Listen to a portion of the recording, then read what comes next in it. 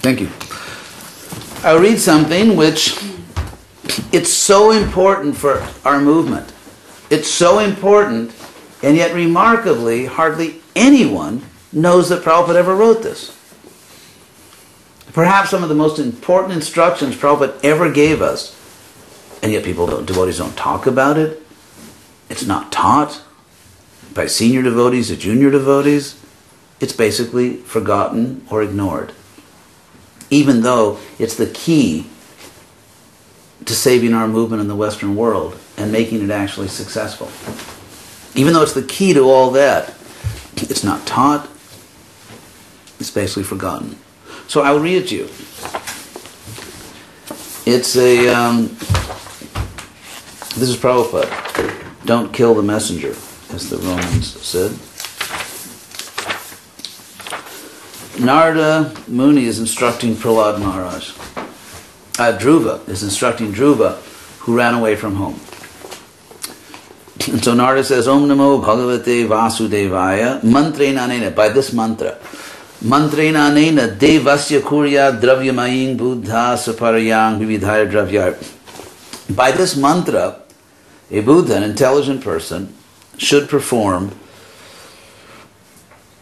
worship of the Lord, of God, with various paraphernalia, with various, objects and paraphernalia.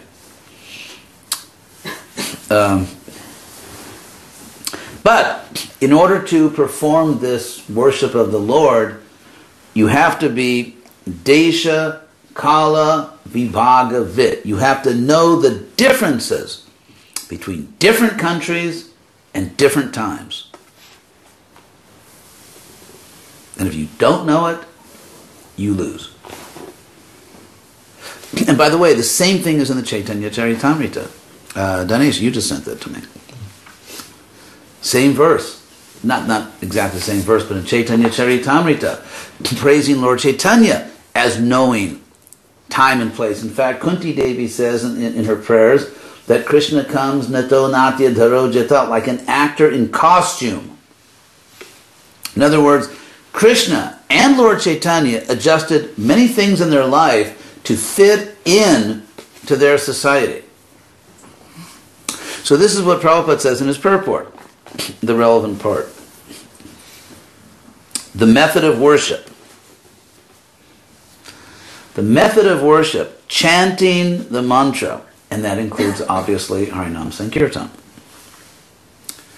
Chanting the mantra and preparing the forms of the Lord, even deity worship, is not stereotyped.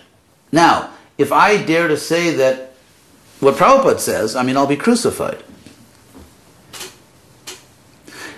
And I'm not saying it because I don't want to be crucified. But Prabhupada says it here. Who reads this? Who takes it seriously? Who understands it? This is Prabhupada, the one we're keeping in the center. So are we keeping this purport in the center? That's the question.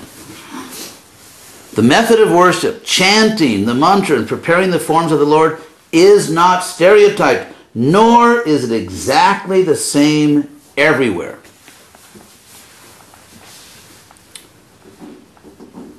It is specifically mentioned in this verse that one should take consideration of the time, place, as in Norway,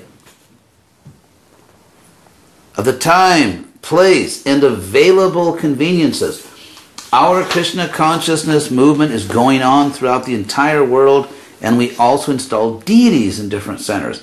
Sometimes our Indian friends, puffed up with concocted notions, and this includes, of course, white Indians. Sometimes our Indian friends, puffed up with concocted notions, criticize, quote, this has not been done, that has not been done. But they forget this instruction of Narada Muni to one of the greatest Vaishnavas, Dhruva Maharaj. One has to consider the particular time, country, and conveniences. In other words, what people like and don't like. That's what the word convenient means. What people like and don't like in the country you live in. What is convenient in India may not be convenient in the Western countries.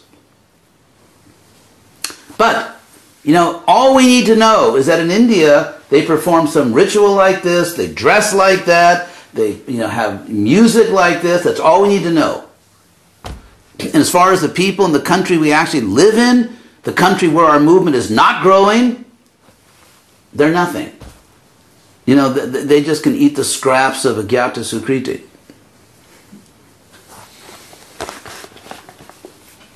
So Prabhupada says, what is convenient in India? And they have a right to do whatever they want. People in India have a right to do what's convenient for them. What is convenient in India may not be convenient in the Western countries. Those who are not actually in the line of acharyas, or who personally have no knowledge of how to act in the role of acharya, unnecessarily criticize the activities of the ISKCON movement in countries outside of India. So Prabhupada was criticized for doing things in the West that were not like the way they do in India. And I can frankly tell you that since Prabhupada left, ISKCON is not what it was. It used to be much more, despite dress and everything, much more Western. If someone does go and preach, these are very important words. If someone does go and preach,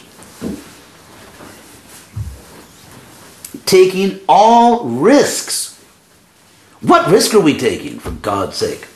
In the Western country, we take no risks. Saying little form, what risk do we take?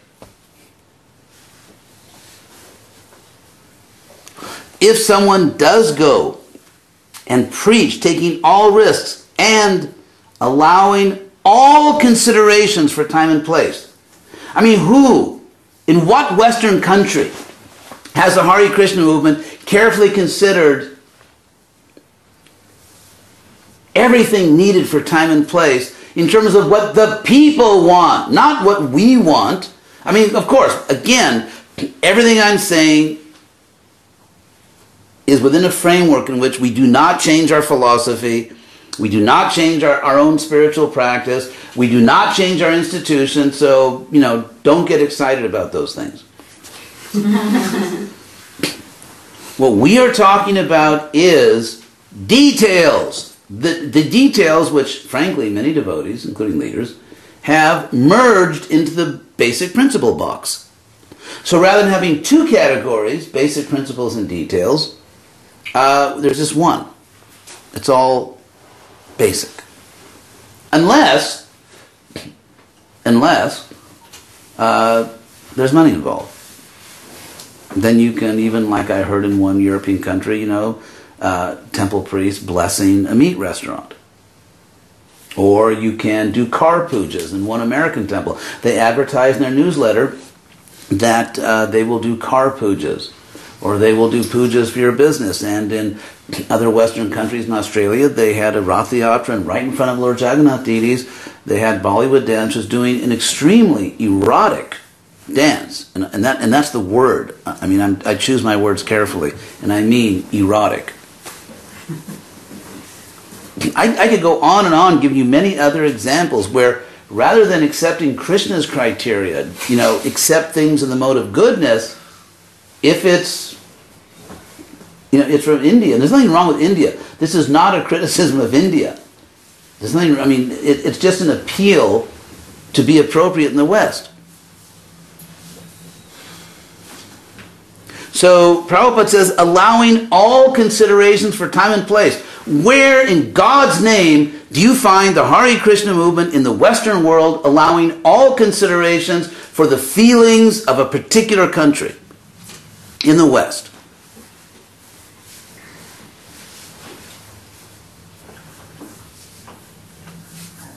Frankly, we don't care that much about their feelings. Why?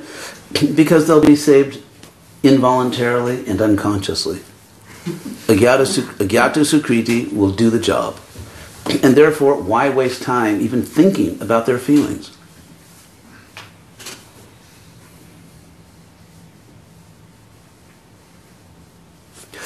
But Prabhupada said, again, what I find remarkable is that no one knows this purport. You'd think that in the Western world, the preachers who are just giving their lives, care about nothing but trying to save these people, would jump on this purport and say, oh my God, this is what I needed. Prabhupada is authorizing me to get the job done. Prabhupada is authorizing me to make our movement comfortable and convenient and pleasing and attractive to the people of my country. But no one wants it. No one's even interested in this purport. Not interested. Because no one's really interested in taking seriously the people in the country where they live. It's just a big agyata sukriti machine. The sound went in their ear, they touched the book, they ate the prasadam. It's just a big agyata sukriti machine.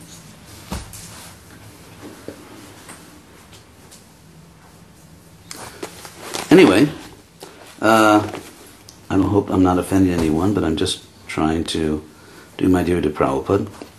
So, if one allows all considerations for time and place, it might be that there are changes in the manner of worship, but that is not at all faulty. Not at all faulty. According to Shastra. There you have it. And as the Romans said, don't kill the messenger.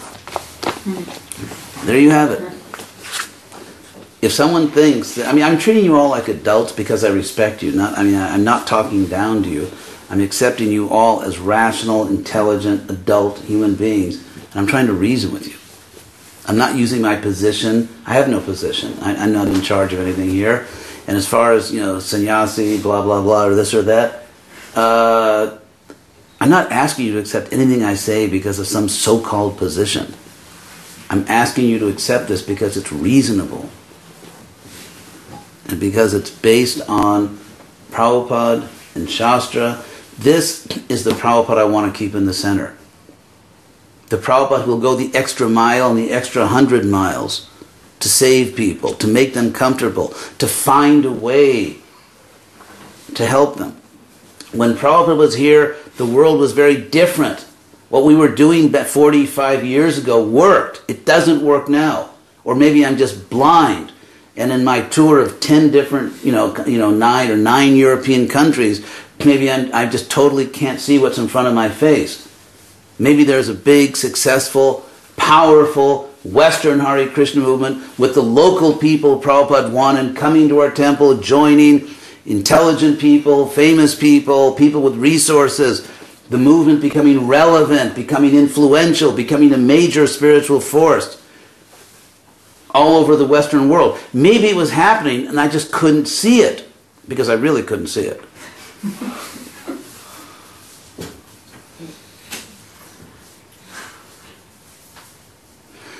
So, that's my appeal to you. I don't mean to criticize anyone. I'm not against anyone. I'm actually delighted not to have any administrative position in ISKCON. I retired timely from administration. When you get to be my age, you can retire too. So, but Prabhupada needs us to make his movement successful. Prabhupada needs us to defend his honor. If you chant every day that mantra that Prabhupada is the savior of the Western countries, don't you feel you should do something to make it true? And don't you think convincing other people has something to do, even a little bit to do, with the way they feel?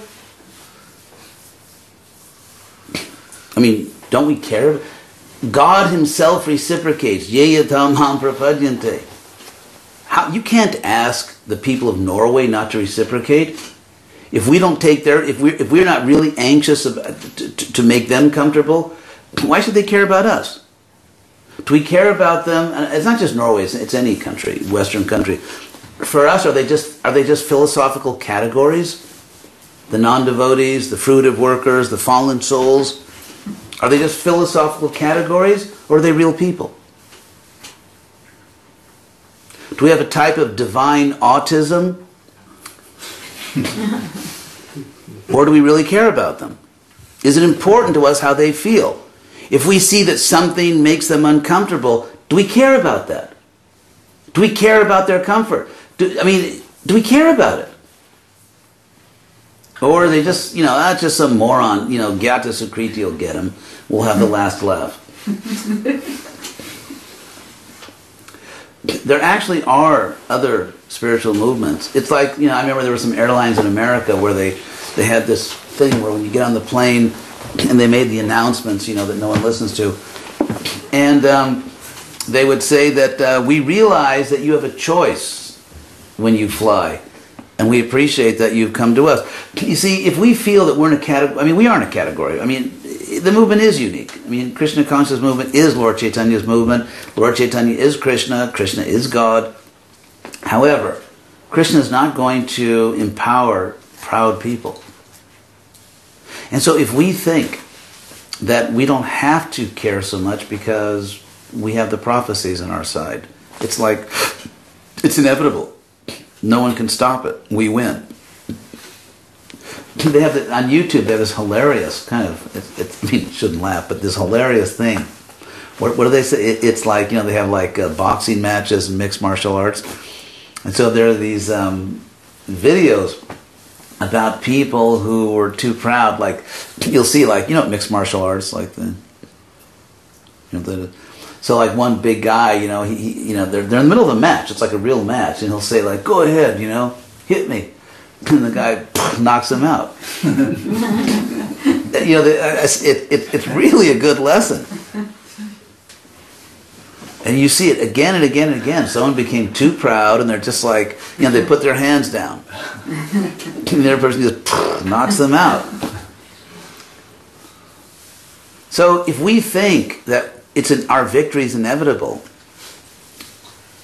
don't we know that there are other religious movements in Norway, in Denmark, in England, in everywhere that actually try much harder than we do? Surely we know that. Who actually are much... we are philosophically concerned with the people. We have a philosophical concern. They're the fallen souls of Kali Yuga. So we have a philosophical concern. But in terms of really caring about how they feel, like just doing everything, what can we do to make them comfortable with us? Obviously within the boundaries of decency, within our principles, how can we dress? How can we present ourselves? How can we get through to these people? I'm always giving this example, like a mother that has to feed her child, and if the child won't eat, the mother will just do anything. The mother, as I said, will move heaven and earth till she finds some food the child will eat. What loving mother will say to her child, "This is a bona fide food, kid. You don't like it? Starve." What compassionate doctor says to the patient, "Sorry, that's a bona fide treatment. Doesn't work on you, die." "Sorry, this is a bona fide presentation of Krishna consciousness. You don't like it? Say hello to Yamaraj for me."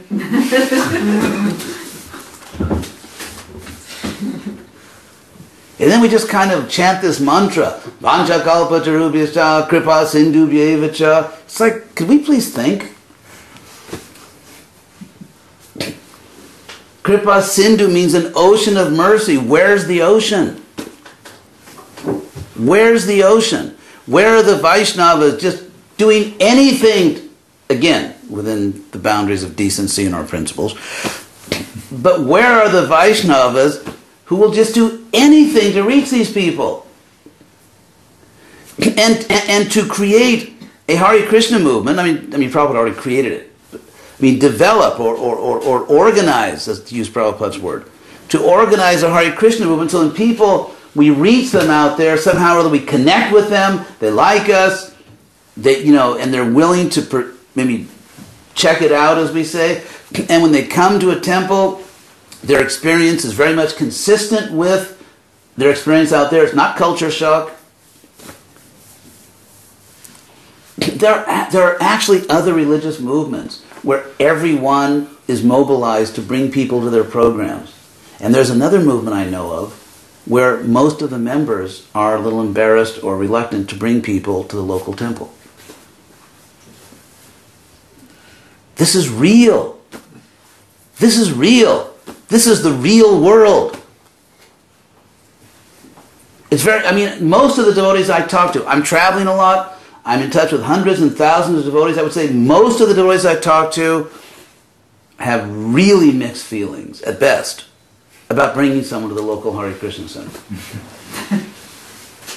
It can never succeed that way. The movements that are succeeding have centers, they're proud. Nothing against the center. I mean, it's a beautiful center, and I've only met wonderful devotees here. So I'm not just talking about Norway. I don't mean to offend anyone. I'm telling you what's going on in the Western world. As far as Norway, you have to figure it out. It's not my business to tell you. I'm just saying, though, that if the Hare Krishna movement is to succeed in the Western world, everyone has to be proud of the movement. Everyone has to be enthusiastic and just begging people somehow or other come. And when they come, there has to be a program, there has to be a culture, there has to be an atmosphere, there has to be just a style which people are comfortable with. And they want to pursue it further. So that we see dozens and then hundreds of people joining us. And Prabhupada's desire fulfilled. That's why Prabhupada got on the boat. Why do you think he got on the boat? And when Prabhupada saw even in New York it wasn't happening, he thought of going back. He thought, what's the use of doing this if it doesn't work? So anyway, today's Prabhupada's day. I care too much about Prabhupada, and I know too much about what he really wanted to just, if I have to choose between being popular with everyone or telling the truth and doing my duty to Prabhupada, I have to tell the truth. It's just, what can I do? I can't betray Prabhupada for my own popularity.